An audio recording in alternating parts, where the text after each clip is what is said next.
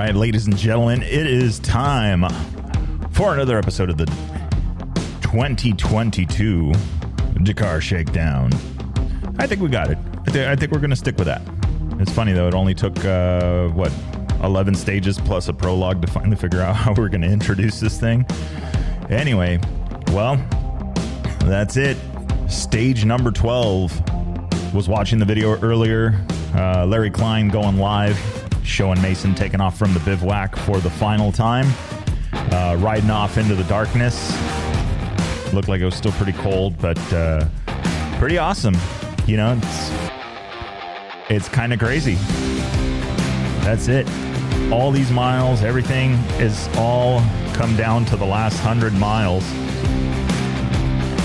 So I don't know. It's kind of cool. I'm excited to see, you know, what happens. I'm ready for tomorrow morning. I want to know. We all want to know. But we're going to have to wait a little bit. So what are we talking about today? Well, let's talk about the final stage. We'll make it easy. All right. So let's see here. We are going to jump over to the recap of stage number 11. Jumping on the Dakar app right now. Official countdown says, let's figure this out here. I got to wait for it to refresh because you can refresh. And we're 1 hour, 39 minutes and 45 seconds before the start of the first motorcycle on the last stage, stage 12 of the 2022 Dakar Rally. So let's talk a little bit about yesterday and how this ended. And remember, we were talking yesterday or last night's episode. We were talking about this, about the positioning and the swing and the how the teams get, you know, technical and figure out the starting positions or try and guesstimate their starting positions and all that. And so yesterday was definitely a good example of that. Let's talk a little bit about yesterday's stage and how that shook down. Let's go ahead and jump up and open our trusty Excel sheet here. Okay, so stage number 11, 501 kilometers total, 311 miles. 346 of those kilometers were racing or timed, or 214 and a half miles. And then 155 kilometers of that was liaison with 96.1 miles. So that was the total for them. So what happened yesterday? Well, first and foremost, Kevin Benavidez was your stage winner. 3 hours, 30 minutes, and 56 seconds, followed by Sam Sunderland on the Gas Factory racing bike.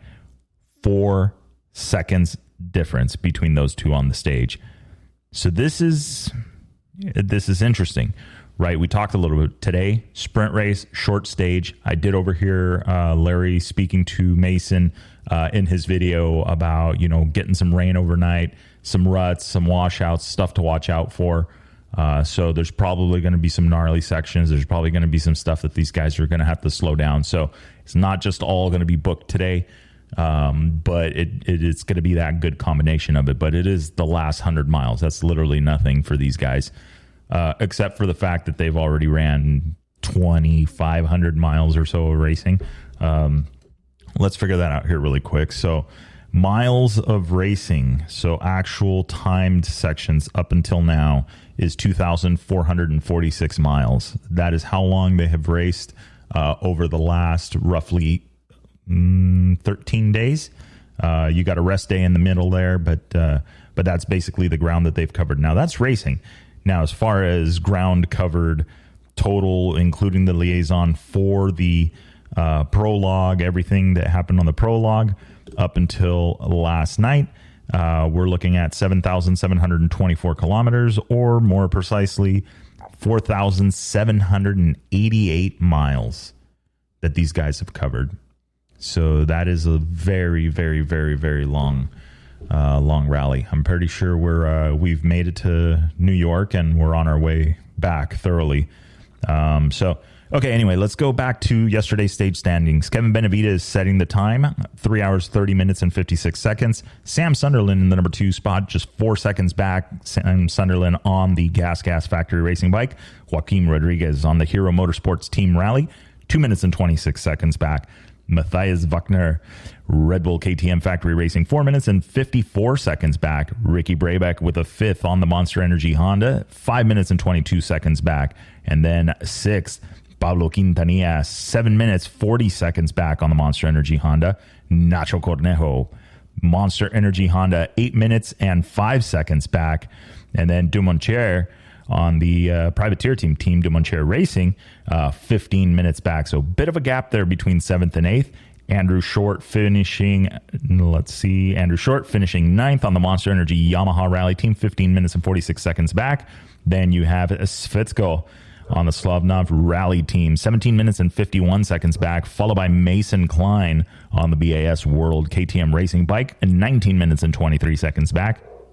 Yemeza on that 12 spot Orlean team, he is 20 minutes and 55 seconds back, followed by Daniel Saglia-Jaeger on the Reju FN Speed team, 21 minutes and 22 seconds back.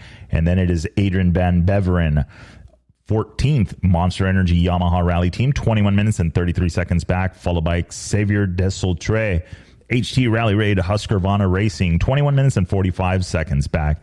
Daniel Petrucci finishing 16th on the Tech 3 Factory KTM, 23:14 for him. And then Mason's closest competitor in the Rally 2 class, Bradley Cox, in the 19th spot, BAS World KTM Racing, 24 minutes and 25 seconds back. Just to round it out on the 20, you've got Joan Barreda, Monster Energy Honda, 25 minutes and 10 seconds back. So a little bit longer of a stage time there. He's separated from the from the Honda boys, 5th, 6th, and 7th.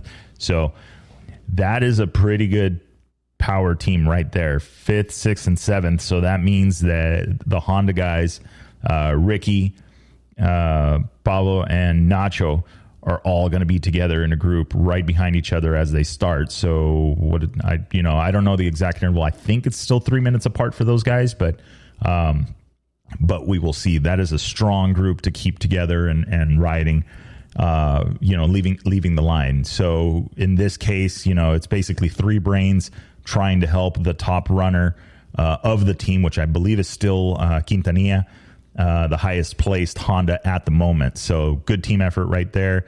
But then you do have Benavides, Sunderland, and then Wagner. So 3, 6 minutes, and then you've got 9, 12 minutes in the 3 KTM bikes in tomorrow's starting order. So let's see here. So let's take a look. That was yesterday's finishing order, which is today's starting order. Then let's take a look at the general standings and how it all shakes down and what it's going to come down to. All right. So going into the final stage, right, the general standings through stage 11, Sam Sunderland, your leader, 37 hours, 4 minutes, and 5 seconds, followed by Pablo Quintanilla, just 6 minutes and 52 seconds back. He's only got a 1-minute penalty so far. Third, Matthias Wagner on the Red Bull KTM Factory Racing Bike, 7 minutes and 15 seconds back, followed by Adrian Van Beveren, Monster Energy Yamaha Rally Team, 15 minutes and 30 seconds back. Then it's Beretta in the 5th spot, Monster Energy Honda, 27 back. And then it is Ricky Brabeck on the Monster Energy Honda, 37-24 back. He's in 6th. Nacho Cornejo going to be on the Monster Energy Honda, 41-02 back. And then you have Andrew Short on that Monster Energy Monster Energy Yamaha Rally Team, 43 minutes and 40 seconds. Foreshadowing the future? Maybe. Short to Honda? I don't know. No, I don't think so. He's been a Yamaha guy and through, and I don't think he's going anywhere. Then, 9th, Mason Klein on the BAS World KTM Racing Team, 51 minutes back out of the lead. Mind you, first time ever to Dakar. Then Toby Price, no stranger to Dakar, Red Bull KTM Factory Racing, 52 minutes, 52-27 back with a 6-minute penalty. So he is not far behind Mason on the standings, roughly a little over a minute. Still, good pace, good everything. Mason's proved himself as a navigator time and again. There was talks about Mason getting lucky on the first day, and okay, but you still got to explain the other 10 and 11 stages where he's been holding his own. So I think he's finished in good positions. He's set himself up for this last stage. this morning he looked fresh, he looked ready to go, and so I mean, it's, you know, I don't think you could have painted a better picture for his first outing to Dakar. This is just awesome job. So much to think about, so much to say, and about that, and in talking with him, and you know, just having conversations, or a brief conversation one-on-one, you know, want him to get rest, that kind of thing, whatever. But yes, he's totally pulling it off, and obviously he's rubbing elbows and bars with, you know, all these no-name guys in the top 10, you know, so whatever. But anyway, so that is your top 10 right now for Dakar, going into the final stages. It is contested, though. Let's talk a little bit about that. So Mason Klein right now sits at 51.09 back from the leader in ninth. Toby Price going to be just behind him, 52.27 back. And then right behind Price at 53.58 back, you have Stefan Svitko on the Slovnaft racing team or rally team, 53.38 back. And then you have Luciano Santolino, 57.33 back. Luciano Benavides, 1 hour and 11 minutes and 6 seconds back. So let's stop there, 9th through 12th. So 1, 2, 3, 4. The next 4 positions from Mason back is 6 minutes, roughly about 6 minutes and 25 seconds. So that's about the juggling right there. Those 6 minutes is the ball for the top 10 of the Dakar, for the 2022 Dakar. So not a lot of room to breathe for any of these guys, not just Mason, you know. And there's a little bit of a gap between Mason to Andrew, which is about 6, 7, 8, about 8 minutes, about 8 minutes or so. So still, it's not a lot of room to breathe. 8 minutes, add another 2 to that, and there's 7th place Nacho Cornejo. So you're really dealing in minutes right now for this whole top 10. And with the guys that are starting a little bit further back that are going to have some tracks to follow, this could be an advantage, and it could help shake up that bottom top 5, or excuse me, the bottom half of the top 10. So we'll see. I mean, there's only 100 miles. You can make up time, or you can lose a lot of time. I think you can lose more time than you can actually make up in that amount, because you know that the top guys are gunning and trying to get out there. Obviously, they want to finish, so they're not gunning that hard, but they're not going to be slouches either, you know, and just kicking back and cruising. You know, they're on a mission. So we'll see. We'll see what the stage holds for them. It's going to be a quick stage. I'm super pumped to see the results tomorrow morning. I will probably be up like at 3:30 in the morning, 2 o'clock or 2 p.m. their time, which is I think about the time they will finish, if not earlier. They may actually finish. Let's see, if they're starting in an hour, they got to run 100 miles. Plus they got to do that. We may have results as soon as midnight, maybe 1 o'clock. We'll start seeing some guys cross the DSS, the finish line, and be able to start calculating some stuff. So this should be interesting. Okay, let's talk about stage number 12.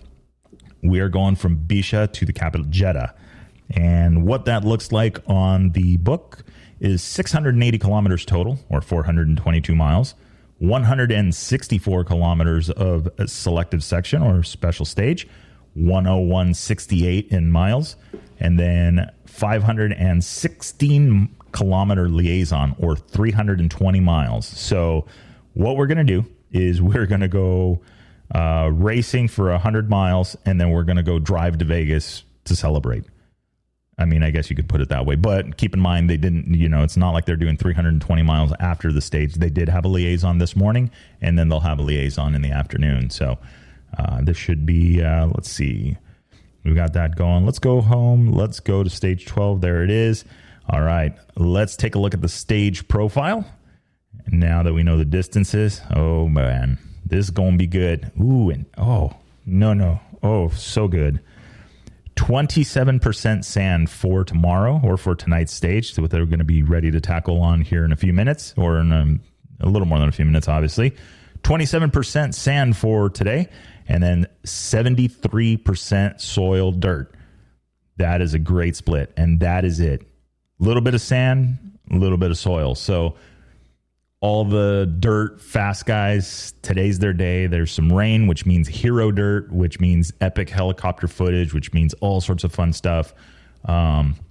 This is going to be awesome. So I would expect to maybe see Ricky, maybe Andrew, Nacho, a few of these guys, Mason included, be able to make up a little bit of time on that, because that's more what they've grown up riding. So I think that there's going to be some advantages there for these guys, and it should be very interesting to see how it shakes down. And I honestly expect to see some fairly decent time swings, maybe a couple lost, times dropping off, people getting lost. But I do expect to see at least a few minutes gained by several competitors on this stage, especially it being 73% sand. I mean, figure it's 100 miles, so it's 73 miles of dirt and 27 miles of sand. Sand washes, that kind of terrain with rain already in there, even more hero dirt. So bikes are going to be hooking up awesome. Everything is just going to be like, if it's what I'm thinking it's going to be like the icing on the cake, the cherry on top, all the other corny sports references that you can put on that. But it's like the grand finale. It's like the goodbye. And in a brief exchange this morning with Mason, we talked about it, and it's another day riding the dirt bike. But like I mentioned to him, and this was actually something that I had heard in an interview from Ivan Stewart. For those of you that don't know, he basically put Toyota in the map in the off-road industry, Ivan Ironman Stewart. But there was always something that he had said in it, and it rang very, very true. And no matter the races that you did in the four-wheel vehicles, and I had, a few finishes and a few races that we drove, but it was like you always at the end wished it was just a couple miles longer. And you always felt like, man, I had so much fun in that last section, and this was just so amazing. And it's just, this is it. And so I got a feeling that is what Mason is going to experience tomorrow. And that is an amazing thing for somebody so young and with so much talent to be able to get out and do this and to be able to cross that line. And that's just Mason, and that, we'll stay away from the age thing, because he put in the work. He's done road books. I mean, he's literally studied for this since he started his riding and since basically, what was it, Sonora back in 2020, if I'm not mistaken. So, and even before then, obviously doing road books. So he's at where he's at because of the work that he's put in, and I think this is going to be a good, amazing, excellent, extremely unique experience for him. So looking forward to that. But then for all of the other racers and everybody else competing to ride that many miles, to ride that distance, to avoid having issues, to save the bike, to make everything happen and get to the end of a race like this, that's good enough. The fact of where you finished and what position, that's, maybe the top 10 and those guys, and they're really competing for the win and all that stuff. I get it. It's racing. You have that racer's mentality. You want to be there, but the vast majority of the field, that's not their thing. Their thing is finishing. So finishing the Dakar tomorrow morning, for us tomorrow morning or later this afternoon for these guys. What does that mean?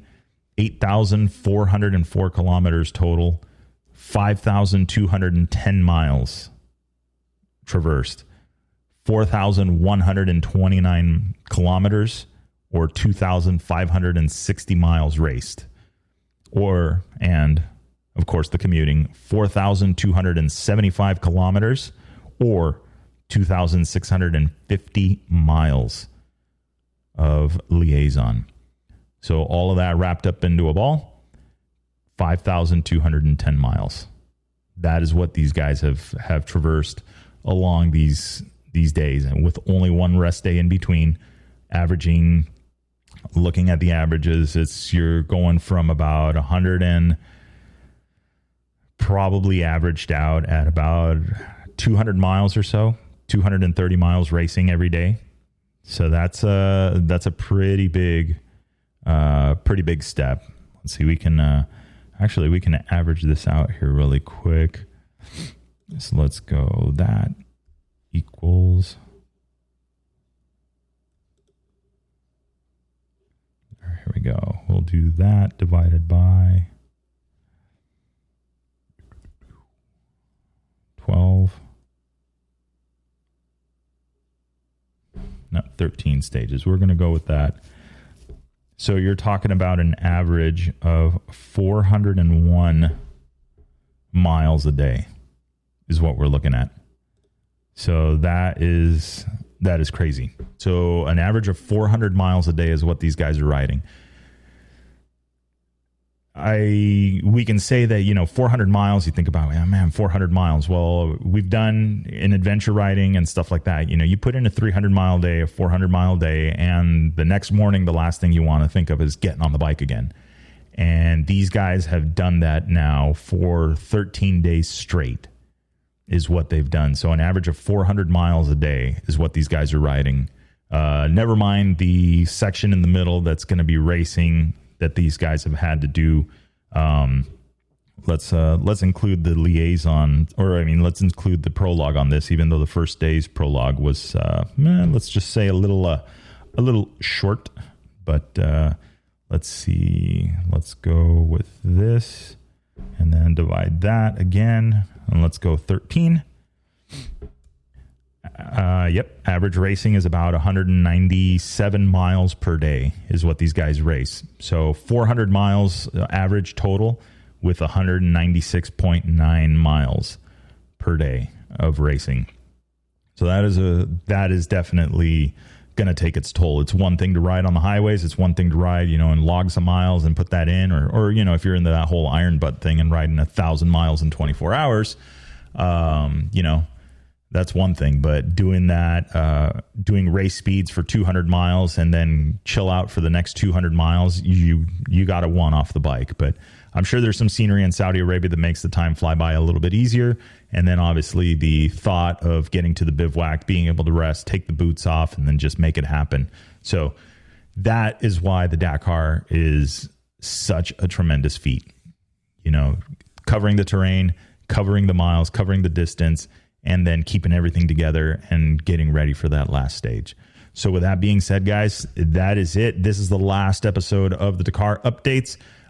Sunday's episode for the podcast, likely going to be just recap. We'll see if we can get a couple guests, maybe talk a little bit about the Dakar and just kind of recap it. But on to the Dakar hangover. And, almost forgot. So you guys may have seen the halftime show was live streamed. Well, we are back and going to be doing that again. We're going to be starting something called Waypoint Wednesdays, or Wednesday Waypoint, which will be live streamed every Wednesday night at 7:15 p.m. Disclaimer, there's going to be some Wednesdays we can't because, well, we're on the road. So don't hold us to it, but that's the game plan. Wednesdays, 7:15 Pacific Standard Time, Wednesday Waypoints, or Waypoint Wednesday. We'll figure it out. I got a few days to, got a few days to figure it out. So we'll get it going. But I'm absolutely excited. We're going to have some big announcements coming up already. They're already on the calendar. We're already getting ready to talk about them. So I'm looking forward to that. I think it's going to be an awesome time. A lot more fun and a whole nother level to the Chasing Waypoints podcast and conglomerate, whatever you want to call it.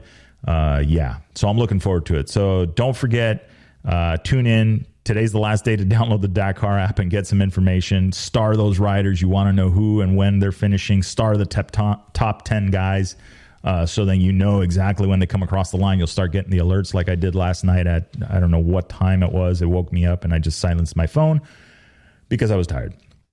But anyway, that is what is coming up, guys. Let's get it. Can't wait to see these guys do what they do.